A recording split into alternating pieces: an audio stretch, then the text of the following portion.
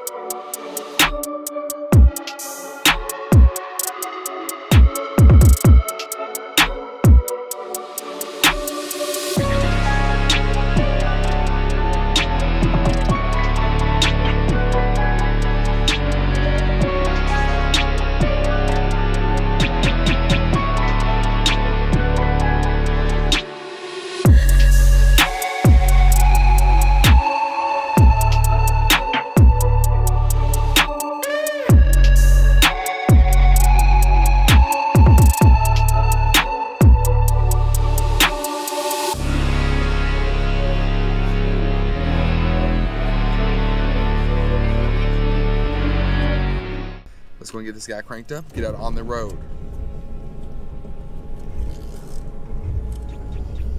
All right.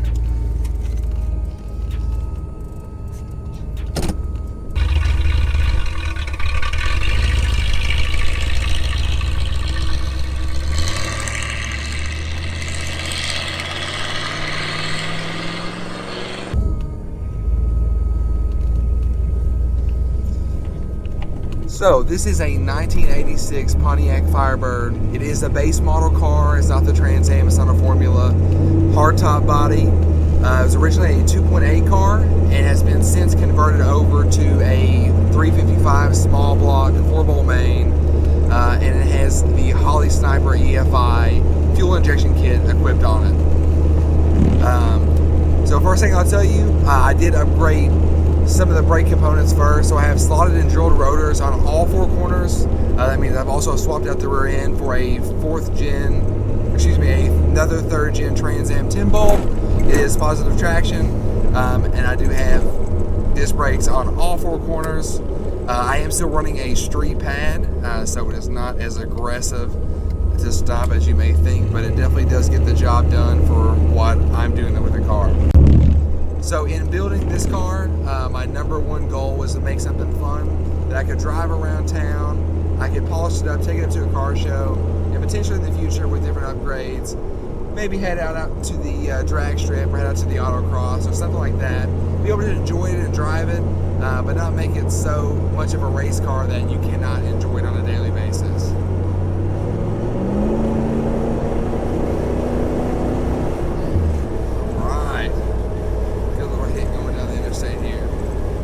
So one of the other things on the car, being a Firebird, it is very hard to get dual exhaust from front to rear, complete true dual exhaust. So on this car, we actually have a connection right behind the transmission. It's a 2.5-inch single pipe all the way to the back to a NWA Gibson muffler with attitude is what it's called, with a 2.5-inch out straight down. It doesn't come out behind the car anywhere. I really wanted the car itself to be very almost bland in a way. I don't want it to be noticed unless you're getting passed by it or actually taking your time to look it over. So when all the body work was done, I chose more of a dull red instead of a bright fiery red. I've removed all the emblems. I never plan on putting those back on. So you really have to know something about the car to know what it is and be able to enjoy it for what it is. I think one of the main problems with the third gen cars, the Firebirds, the Camaros, the Trans Ams, was that they were too 80s almost, which at the time is great, but now it's almost overkill for what I feel like I want my car to look like. All the different ground effects and the door bump stops and those kind of things, they took away from the true body lines of the car. So I've really tried to do my best and taken all the glitz and glam away from it. You know, just using the base model, not a Trans Am, not a T-top car, just to show what the body lines of the car could really look like. And I don't think I've ever seen another third gen look, you know, as subtle as this one does. And I think it did a very good job with that.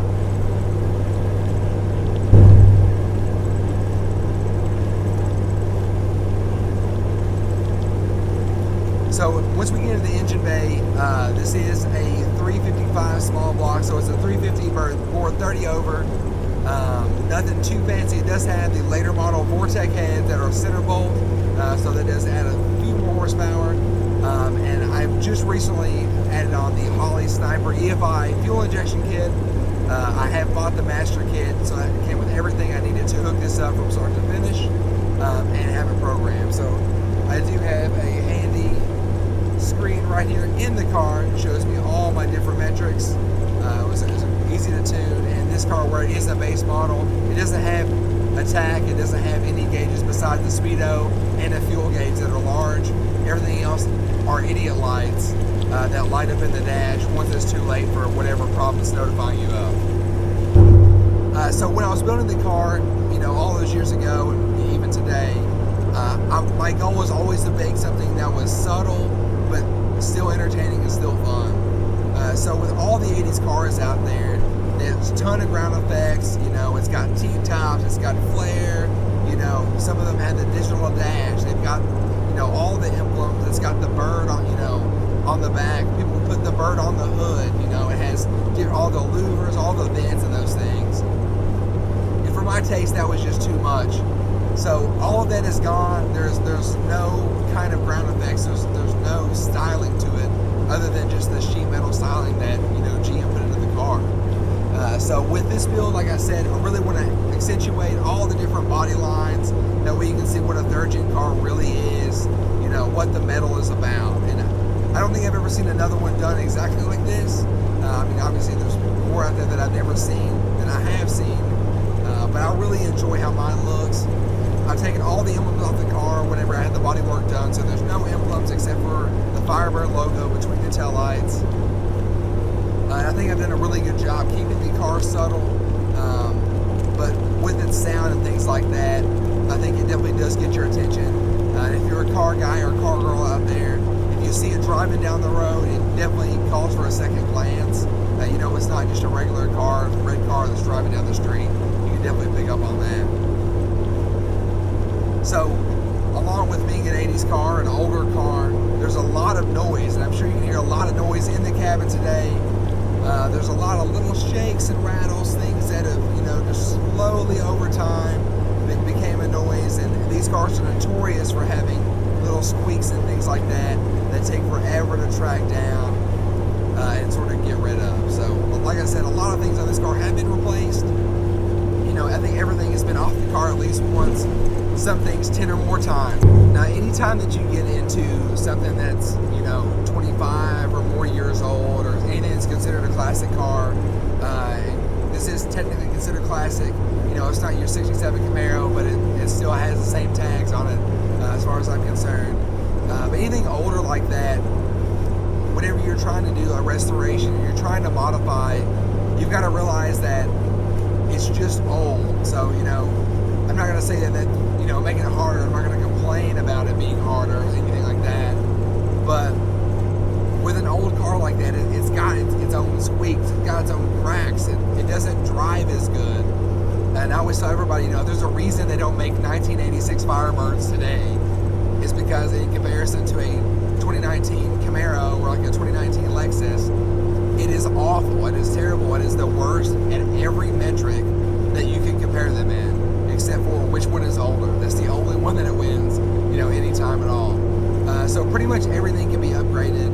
And when you're trying to do a classic car, or maybe you're thinking about doing a classic car, or you have a classic project, and you're getting a little bit disheartened, something like that, it is harder. In my opinion, it's definitely harder. There's more that can go wrong. Anytime you try to put a new part on, it seems like everything else that was around it breaks. You're always finding new things that aren't as good. So anytime you add a new part on, like the next one just not that good anymore. The original part that you thought was going to be okay looks terrible by comparison now, and you're up to replacing that one. So if you've got that classic project, don't be discouraged. If you're trying to get one, definitely go ahead and get that one. You'll be definitely rewarded about it when you're done. But in the meantime, it's going to be hard. It's not going to be fun all the time, but you can do it. It's going to be exciting. And hopefully we'll see you out there driving down the roads one day soon. Hello everyone, and thank you for watching. If you liked what you saw, make sure you smash that like button and tell me so down in the comments below. If you like this car and want to see more of it on the channel, definitely tell me that as well. Don't worry, I do have plenty of other automotive themed content coming up for you guys in the near future. So don't forget to subscribe as well and turn on your notifications. That way you're informed every time we drop a new video here at Rare Form Automotive. So no matter what you drive, make sure you're out there driving, and we'll see you next time.